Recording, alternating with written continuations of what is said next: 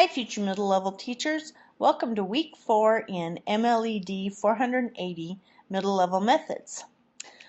You have a lot on your plate this week. Remember that this is normally a 16-week course and it's been compacted into 8 weeks for you. So that means that in a sense you're getting twice the amount of work in 1 week that a person taking it during the fall or spring would get.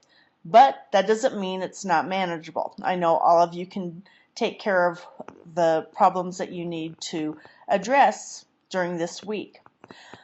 On part 1, what I'm asking you to do is to develop a graphic organizer based on the 7 characteristics of effective middle level schools that we've discussed thus far. So they're listed right here, and you'll notice that 4 of them kind of go together. Challenging curriculum, exploratory, integrative, and relevant curriculum are all part of the same thing. So you'll make a graphic organizer, and down here I have several choices for you to use to make your graphic organizer, and I'll show you some examples of some that have been made. For example, this one right here, Cynthia used Bubble US. If I click on that link, it will take me to her graphic organizer, which is right here. Also, let's see, where else? Oh, here's another one. Christy Sunshine did this one here in Word, and you'll see that on the top she has challenging curriculum, but she has the different types of curriculum below. So the main thing I want you to remember is when making this graphic organizer, it's not just a matter of listing these 7 characteristics. You need to explain in your own words what each of them mean, using the Managing the Madness book and also what you found in this We Believe in Action. Alright, so that's part 1 of the assignment.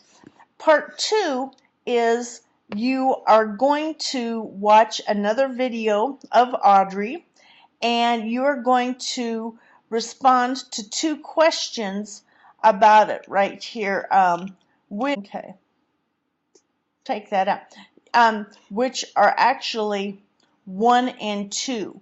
So that is answered those 2 questions about how Audrey has addressed those 7 characteristics in the video that you see, and number 2.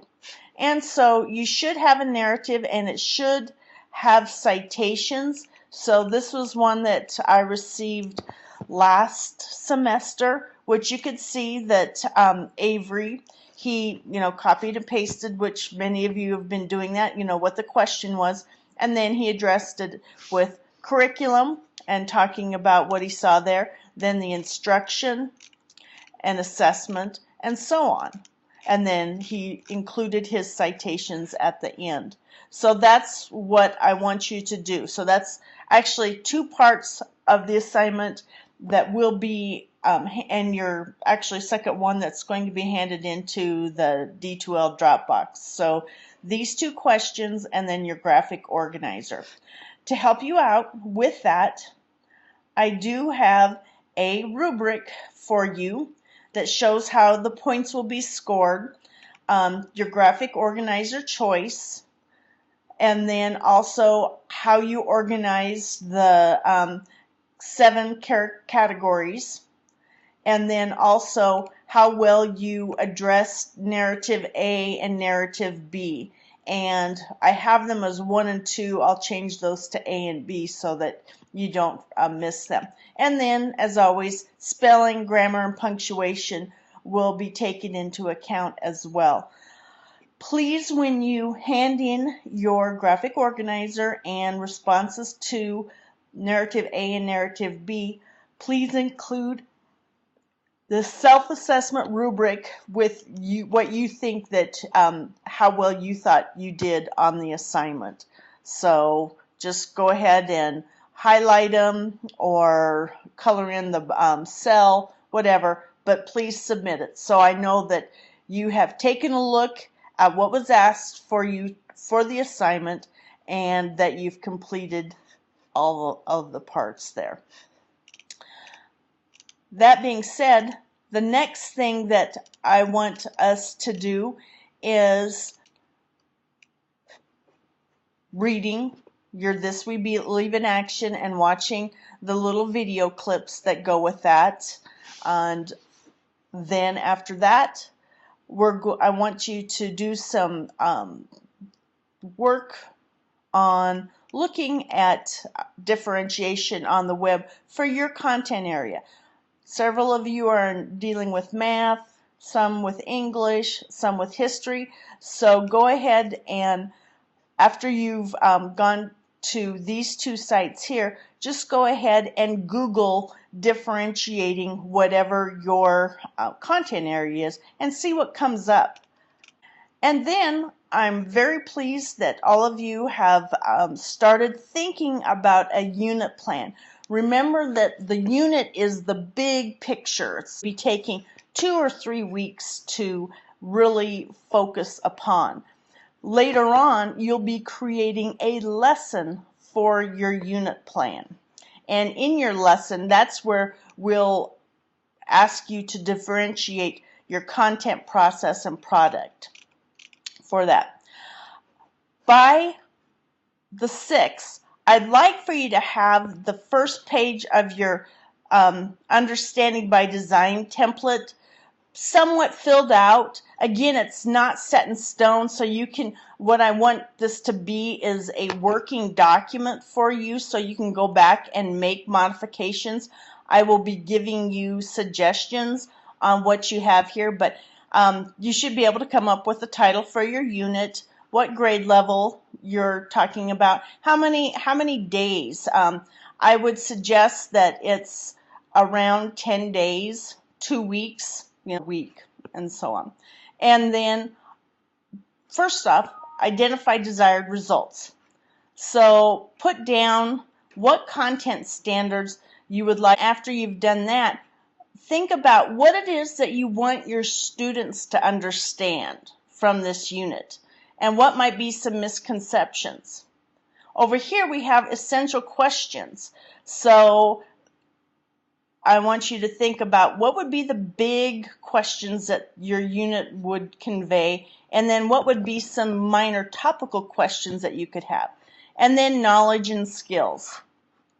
Now, I know that this may be your first time that you have developed a unit. That's why we're doing it now. So don't worry about it, and I plan to give you feedback each week with what you have down there. The main thing is have something down there. To make things a little bit easier for you too, I went ahead and found the Common Core State Standard links for English language arts and then also math. So if you're in history or science, for example, you still have Common Core State Standards. They're literacy standards. And so if you click on these right here, you will find the information for your grade level on the literacy standards that you will be asked to include.